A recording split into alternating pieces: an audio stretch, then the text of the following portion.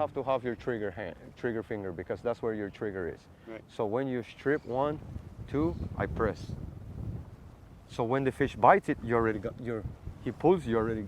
True. Now Yeah. he'll turn with it, right? He'll turn. All you got to do is press it. But and don't lift. the second you lift, he's gone. Yeah. So let's say you're stripping, and then he bites. Yeah. Instead of going up, all you got to do is press it. That's the trick. Okay. And you already caught him. Right. Yeah. But when he bites, I know what you want to do is want to lift up the rod. But it's really important on the trick. So when you're stripping, you always, because that finger is a trigger. It's like your gun. So every time you strip, you're supposed to press. See? Yeah. Okay.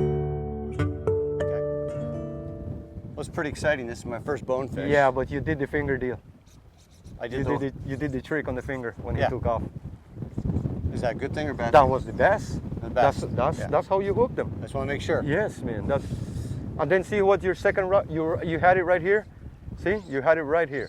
And then the finger did the job for you. Perfect, that angle. The more, let's say he's going that way. All right, for one reason you go more, and that's creating slack. So what you want the little arc. Not so high, no, you catch up on the strip. Yeah. There you go, rod Okay. tip up right there, and you catch up on the strip.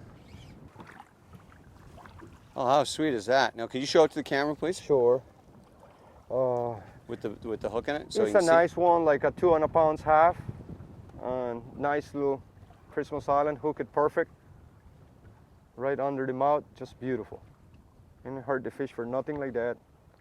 Get the fly off. Put him there.